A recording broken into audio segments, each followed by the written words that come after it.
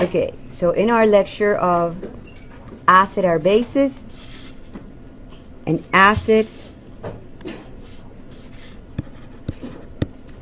would be a substance like, give me an example of an acid. Hydrochloric, HCl. A base would be a substance like sodium hydroxide. Very good. Properties of an acid. An acid, it's an acidic solution, meaning the pH is below 7.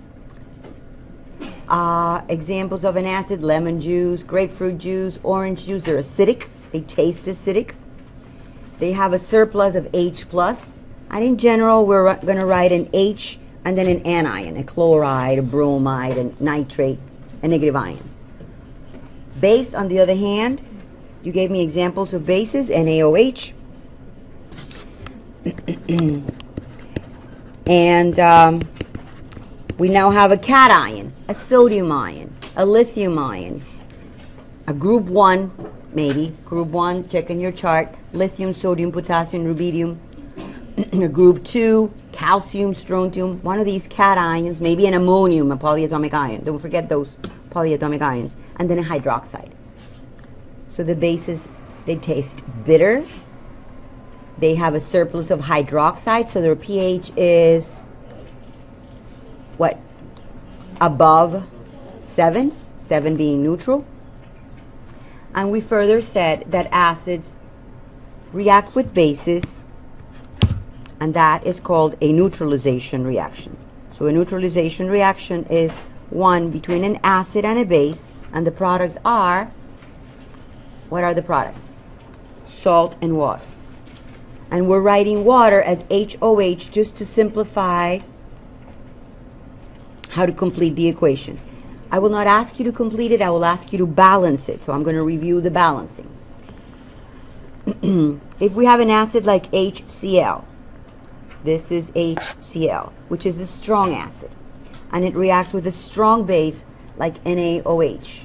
Which ones were the strong acids? HCl, HBr, HI, what else? I can't hear you. Pretend we had lunch. HNO3, nitric acid.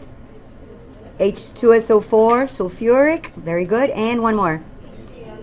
HClO4 perchloric. Those 6 are the strong ones. Okay, so if I ask you HF, is that weak or strong? Weak, because it's not in the list of strong. Okay, let's review quickly the strong bases. Which ones were those? Na, Li, K, rubidium, any group 1A. Last few on group 2, calcium, strontium, barium, hydroxides. Okay, so they're all strong. And all the other ones, like ammonium hydroxide, would be a weak one. Yes? So we know what an acid is. We know what a base is. We know that they neutralize each other. The acid reacts with the base, and salt and water is formed. And we are clear on who's a strong acid, what substances are strong acids, and which ones are strong bases. And therefore, from that, we can figure out the weak ones. If I ask you to balance this equation, we count sodiums before and after the arrow. We have 1 sodium before the arrow, 1 sodium after the arrow. It's balanced. 1 Cl before the arrow, 1 Cl after the arrow. It's balanced. 1 hydroxide coming from the base. So the base donates hydroxides. 1 H plus coming from the acid. The acid is a substance that releases hydrogen ion when it's placed in water. And the H and the OH form what? Water. We had another example. HBr, hydrobromic acid, which is another one of the strong ones, correct? React with another base, cesium hydroxide. And when we switch our partners, positive of the second, cesium, and negative of the first, Br, form the salt. Cesium bromide, and again HOH. Salt would be the cesium bromide, salt would be the sodium chloride, water, and my base is NaOH, cesium hydroxide. My acids would be HCl, HBr. Are we okay categorizing substances as acids, bases, and salts? Any questions there? We're good. Okay, so then we move to a little bit more challenging one, and we balanced it, and I think this is where we left it last time in this last example, when we realized that we don't necessarily need a 1-to-1 ratio always. Some equations are balanced, and we need coefficients of 2 or 3 or 4. So we picked one of them. If phosphoric acid is to react with barium hydroxide, then we used oxidation numbers to be able to complete. And again, I won't ask you to complete, I'll ask you to balance it. But if you are to complete it, you need to think barium is a plus. What's the oxidation number of barium? Plus what? Pull out your charts or look at the big one. Plus 2. And now the barium is going to combine with the phosphate. What's the oxidation number of phosphate? Minus 3. Okay, so you do the reverse of the crisscrossing. That 3 goes there. So if Ba, which is a plus 2, is combining with phosphate, which is a minus 3, the formula would be Ba3PO4. Yes? We're okay with that one? This is barium phosphate. And then the other product is what? I don't write H3OH2. That's not it. It's salt and water. So I write HOH. So I keep on writing water as HOH instead of H2O to keep track of the hydroxides coming from the base and the H pluses coming from the acids. And to balance it, I simply count. If I have a 3 on my salt, on the barium hydroxide, I am going to need 3 bariums at the end, so that's giving me that 3 before my barium hydroxide. So if I need 3 bariums in my product side, this is my product side. My product side is my salt and my water. I need 3 bariums in my reactant side. Okay, so I put that 3 there. Are we okay with that 3? Yes.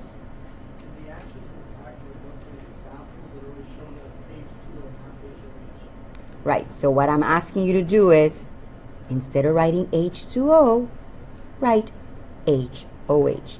With that very simple strategy, everything will fall into place. So I'm always giving you a backdoor to a correct answer, a simple way out. Okay, so yes, HOH is the same thing as H2O, but if instead of writing H2O, I write HOH, I keep track of my hydroxides and my hydrogen ions. Okay? So in the book, you do your own analysis, and then your final answer is what you're checking. You're not looking at the answers, oh my God, how am I getting here? No, we do it the other way around. We get the answer and we check it. But yes, that's absolutely true. Then we count the phosphates. How many phosphates do we have here? 2 phosphates. So we need 2 phosphates to begin with, which is what gave us this big coefficient of 2. Okay, so I'm reviewing module 4. This is balancing. I start with 2 phosphates. I end up with 2 phosphates. I start with 3 bariums. I end up with 3 bariums. And now for the H's and the OH's. How many hydroxides do I have? If I have 3 times 2. What's 3 times 2? 6. So I need 6 hydroxides. Or how many hydrogen ions? 2 times 3. I look at my acids. 3 times 2 or 2 times 3 is 6. So what do I put in front of the water? 6. 6 H pluses and 6 OH minuses. Okay, so if you write water instead of H2O like HOH, things just sound so much simpler. I do realize that this is a super simplification, but it works. You can simply count your hydroxides. And if you're a professor, I hear that some of the lab professors get insulted. That is not college level if you write. So then your final answer, don't leave it as HOH, put an H2O before you turn in your lab test. Okay, you don't want to insult anybody's intelligence, but you do want to get the right answer. Okay, and you need a 6 in front of the H2O or in front of the HOH. That's all I'm saying. Okay, so are we okay up to there? Now if we classify phosphoric acid, was that a strong or a weak acid?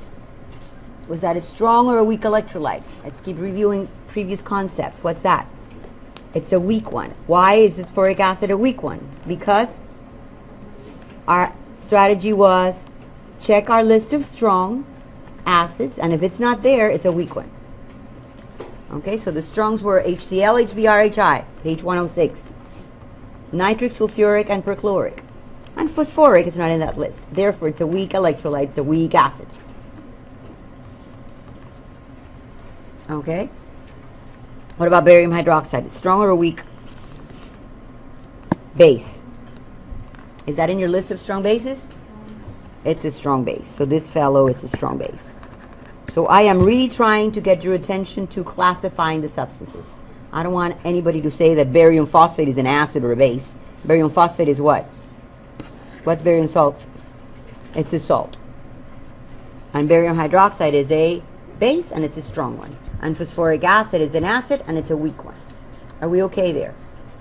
Yes? No questions so far? Keep moving. Okay, so with these review of acid and bases, we're ready to move to equilibrium systems. Remember when we had a weak acid, a weak electrolyte like HF, we put a double arrow before we wrote the products, yes? This is from your notes from a while back. We had a double arrow, and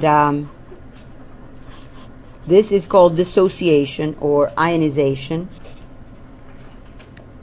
And HF, Lewis dot structures, H donates 1 valence electron, F donates 7 valence electrons. So now I'm reviewing module 3. Okay, we cannot go to 6 unless 1, 2, 3, 4, and 5 are clear. And we donate, we share an electron pair, and we form a covalent bond. So HF is a molecule. It's not an ion. But it breaks up. The H leaves its electron behind, forms an ion of H, that's a hydrogen ion. So acids are substances that release hydrogen ions. And that extra electron was left for the F, which no longer has 7, now it completes the octet with 8. So that's a fluoride ion, yes? You remember this. So this process is called ionization or dissociation. After the arrow, we have ions. Before the arrow, we have molecules, acid molecules. Okay, so this fellow, the H is breaking away from that bond. That is an arrow, and that fellow is leaving. And it leaves its electron behind. I think in that module we wrote that electron as an X, and now that electron no longer belongs to the H, it's given to the F minus. Okay? If I talk about an equilibrium system, I have this double arrow. So this double arrow is a very important feature. Systems at equilibrium have been widely studied. Weak electrolytes, like weak acids and weak bases, provide us with equilibrium system. Our body is composed of many equilibrium systems, and they make our day wonderful. Hopefully this class will help you appreciate this wonderful body that we have. Let's study what this equilibrium system is with a simple example. Tell me your name. Yadira. Okay. Let's say Yadira and I have both a bucket. This is my bucket, and my bucket contains water. And Yadira's bucket is empty.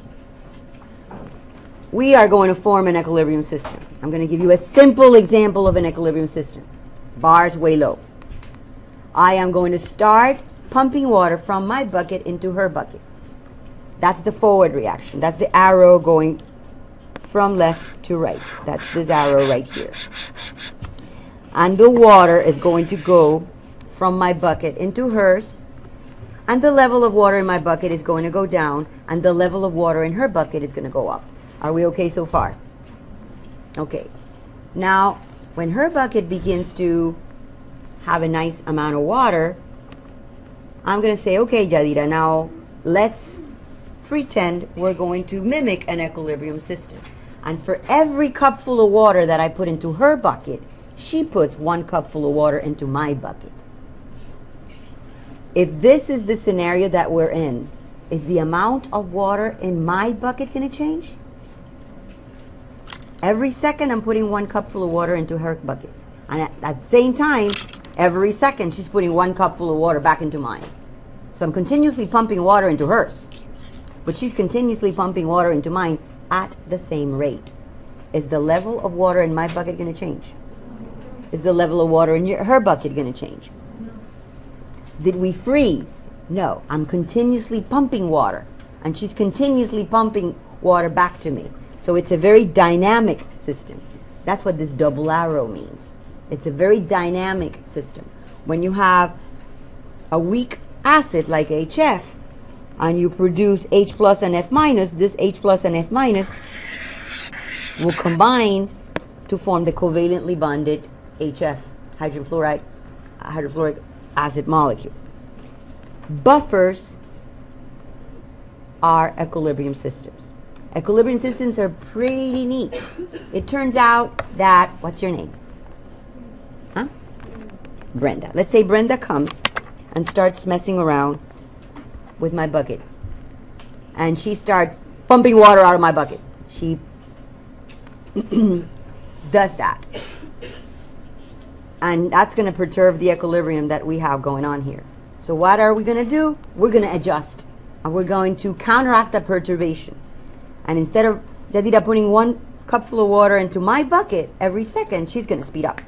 And she's going to go, pa, pa, double that rate. So that my amount of water in my bucket and her amount of water in her bucket are still in equilibrium, although I'm losing water because of somebody else tampering with my equilibrium. By the same time, if she goes and tampers with hers, and she starts pouring water out of her bucket, I'm going to start pouring water from my bucket into hers faster. Okay, so an equilibrium system defends itself if a perturbation comes and tries to counteract the perturbation. If she goes and adds water into her bucket, then she's going to pump water into mine faster so that the level of water into my bucket to hers is not changing. Okay? So we got an idea of what an equilibrium system is. That double arrow has a lot of meaning, and the most important concept that I've just mentioned is the fact that it's dynamic. It's not that it froze and my amount of water didn't change and hers didn't change because we haven't done anything. I'm very dynamically pumping water. The reaction to the right, the reaction to the left is taking place at all times. Okay, so with this intro of what's an acid, what's a base, what's a strong acid, what's a strong base, what's a weak acid, what's a weak base, and what's an equilibrium system, we have all the ingredients necessary to understand buffers. Okay, which is the last section in Module 6. So listen up.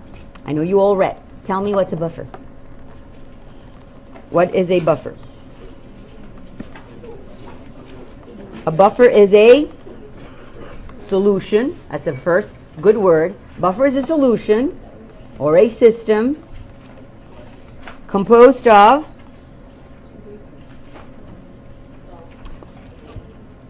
a weak acid. I need for you to speak like if you had lunch. I can't hear you.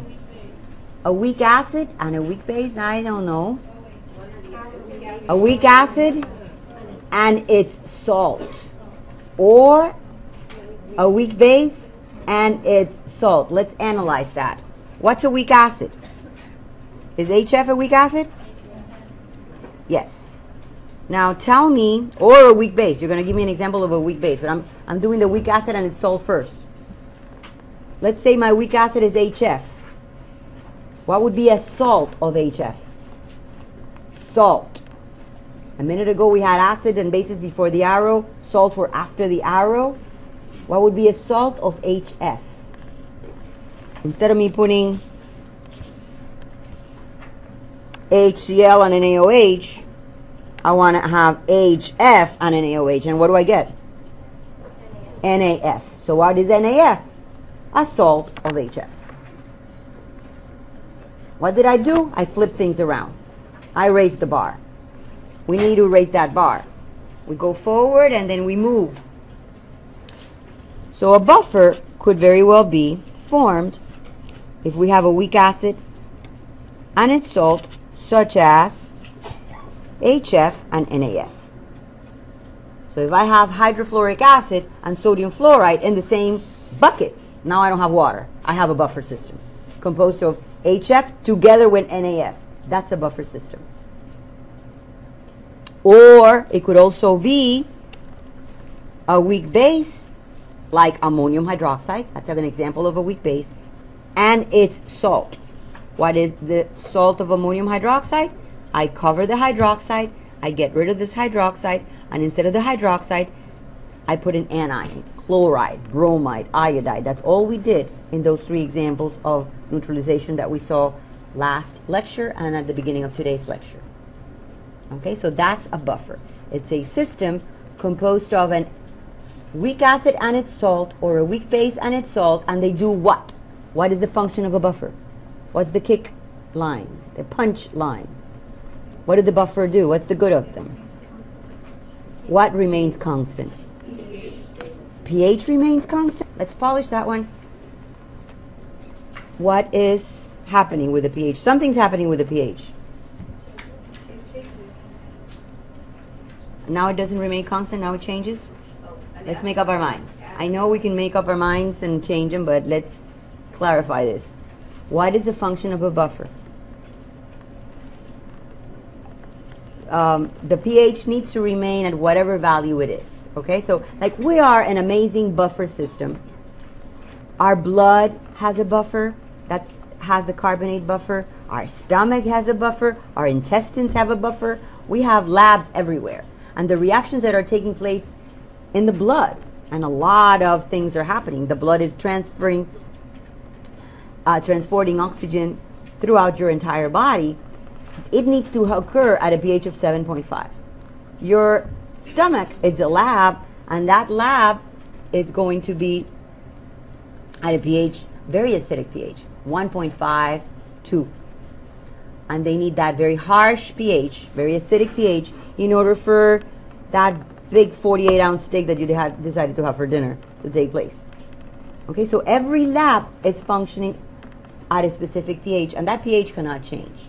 So buffers are going to be there. It's the army, because there are reactions at equilibrium that are going to keep those pH constant. So they are solutions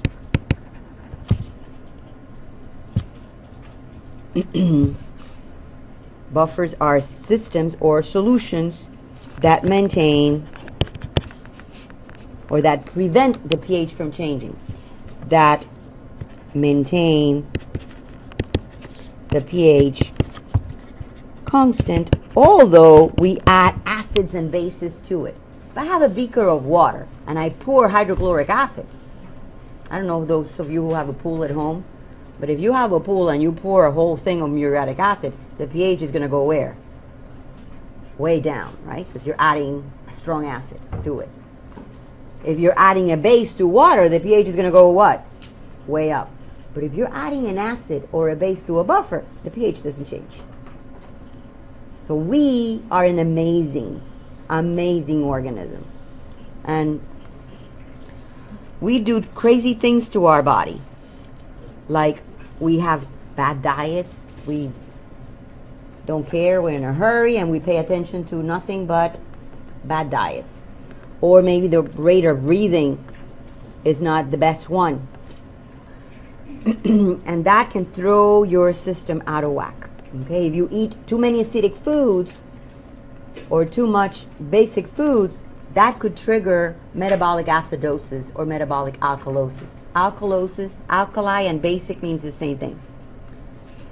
Also, if you breathe very fast or if you breathe very slow, that can trigger respiratory acidosis or respiratory alkalosis.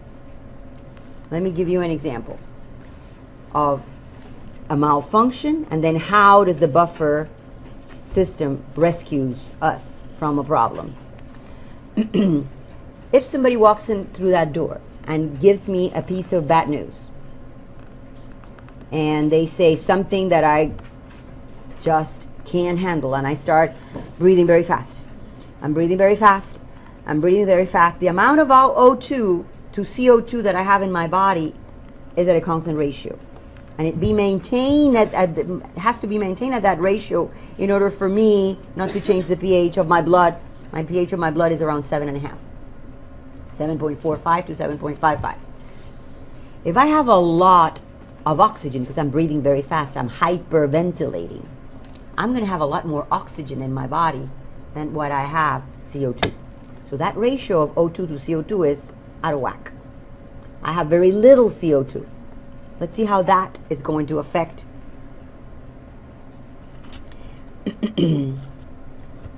my O2 to CO2 ratio is changing because I'm hyperventilating. I am breathing too fast. I have too much oxygen in my body because I just got some bad news. This is going to trigger respiratory alkalosis. This is the chemistry of it. We have water in our body, which combines with the carbon dioxide in our body. Water and carbon dioxide are in equilibrium and they form carbonic acid. Is carbonic acid a strong or a weak acid?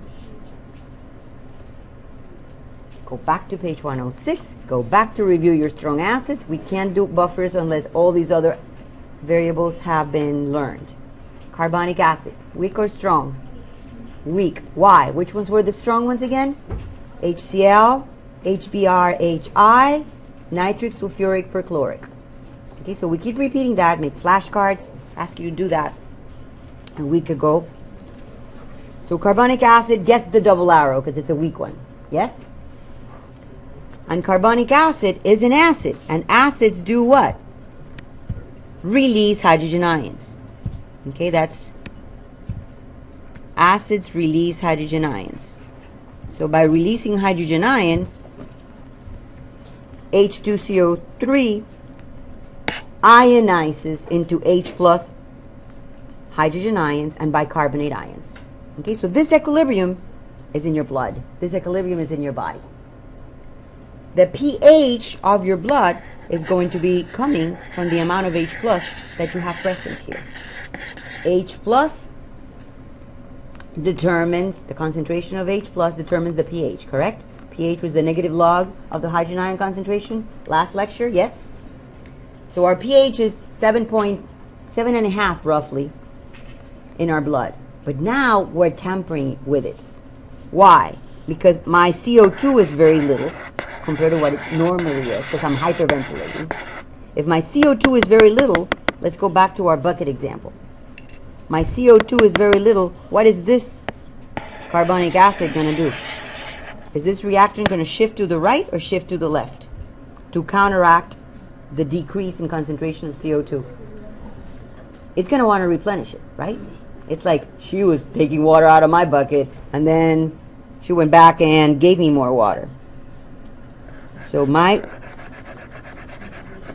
reaction is shifting to the left to replenish the CO2 that I don't have because I have too much oxygen.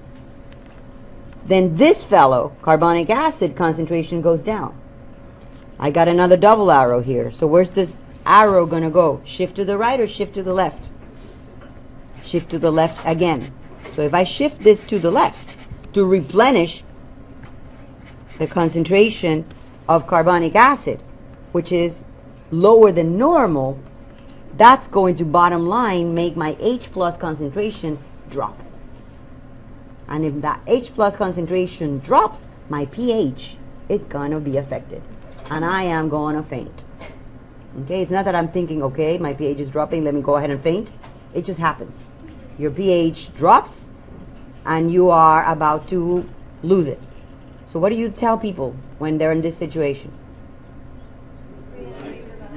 Grab a paper bag and a brown bag and breathe into it. Why? What's the magic inside this paper bag? You are exhaling CO2 and you can't afford it. You cannot afford to lose the CO2. You need to pump it back up. Okay, so if somebody's taking water out of my bucket, I need that water being poured back in. So the minute I increase my CO2 concentration, then I go ahead and I can put water, make that equilibrium go back to the right, reestablish the carbonic acid concentration.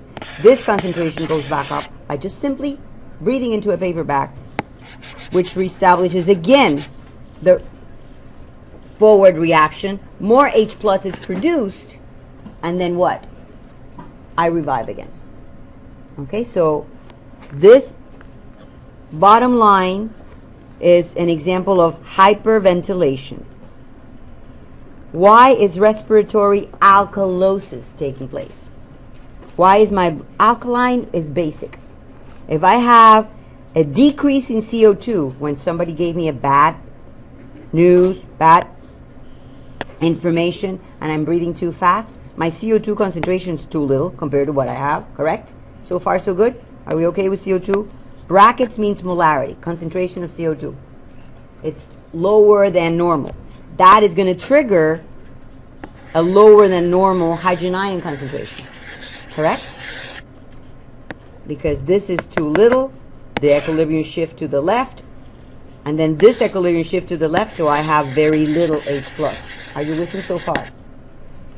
So if this is too low concentration of H plus, is my pH going to go up or down? I have a pH scale. Let's make it bigger. 0 to 14 is my pH scale. Let's make it bigger. This is too little. 0 to 14. 14 is what? Basic or acidic? Very basic. 7 is what? Neutral. And below 7 is acidic. Okay, so do I have in the acidic region a lot of H pluses or a lot of OH minuses? Lots of H pluses. If it's neutral, the amount of H plus equals the amount of OH minus. Concentration of hydrogen ions at a pH of 7. And if it's basic, I have lots of what? Lots meaning more what? OHs. So in this example, my H plus was lower than normal. Lower than normal means I have more what? More OHs. More OHs than what I have normally. So that throws my pH where? Into the basic region. Okay, so the reason I was about to faint is because my blood was supposed to be at 7.5, and it's no longer at 7.5, it's 8, 8.5, and I can't handle that. I can't work on those kind of pH. So then the minute I breathe into a paper bag, my buffer system comes to my rescue, shifts the equilibrium back to the forward reaction, because now I'm breathing my CO2. That replenishes the carbonic acid concentration, which in turn shifts the equilibrium back to the forward reaction, replenishes the H plus concentration that was too little, and restores my original pH of 7.5. Okay, so it's alkalosis, respiratory alkalosis, what I just described, by just simply hyperventilating. Okay? What would happen if I hypoventilate? The exact opposite. Okay, so if I hypoventilate, the ratio of O2 to CO2, and this was red, so let's keep it red. If I hypoventilate, the ratio of O2 to CO2 also is going to change. I hypoventilate, so do I have a lot of O2 or very little O2? Very little O2. So I have lots of what? Lots of CO2. So now the concentration of CO2 increases. Before, I know. Golly.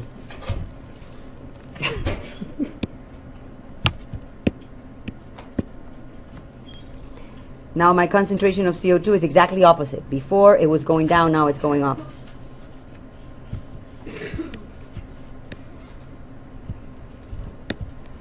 And that is going to result, CO2 is not down, CO2 is up. The H plus is now going to do what? It's not going to be down, it's going to be what? Up. Why is it going to be up? The H plus is going to go up. Why? If I have a lot of CO2, I have a lot of water in my bucket. So I'm going to do what? Forward reaction, pumping water where I have it highlighted yellow. Now I have a lot of carbonic acid. A lot of carbonic acid, again, forward reaction, lots of H pluses are. Lots meaning more than normal. And that's going to be what? Alkalosis or acidosis? If I have a lot of H pluses. Acidosis. Lots of H plus, acidic. Okay, so if I have lots of H plus, this is respiratory acidosis. Okay, so I have a lot of H plus, so I may need an infusion of sodium bicarbonate. So by introducing more sodium bicarbonate into my system, I'm pushing my equilibrium back. I'm using the H plus that I have too much in surplus, and it will eventually end up as more carbon dioxide that I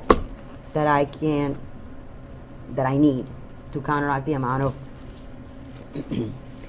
of the ratio of O2 to CO2. Are we okay with acidosis and alkalosis? Metabolic acidosis and metabolic alkalosis are going to have the same effects, but not by breathing malfunctions, but by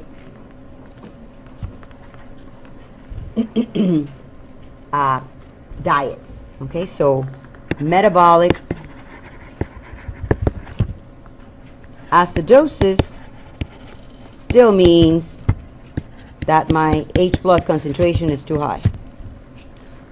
What would my metabolic alkalosis mean? My H plus concentration is too low. Okay, so those are the last four charts on Module 6, the last section on buffers, which is by far the most important section in the whole chapter. And it's a big one. It's a big leagues. To understand buffers, we really need to go slowly through Module 5, get all the concepts in what's molarity, because all these brackets means molarity, concentration of what's pH, move on to what's the strong or weak acids, strong and weak bases, and what are buffers and how they work. Any questions in there? No questions?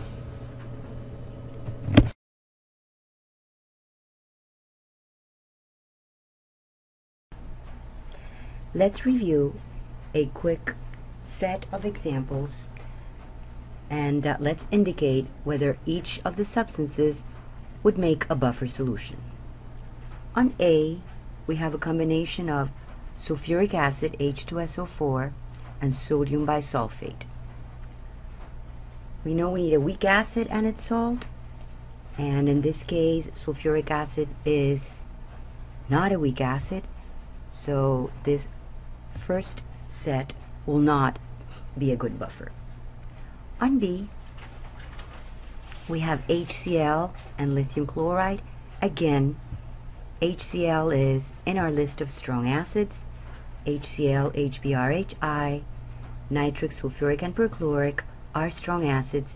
They cannot be used to make buffers. Let's do a couple more. On C, we have HF and KF.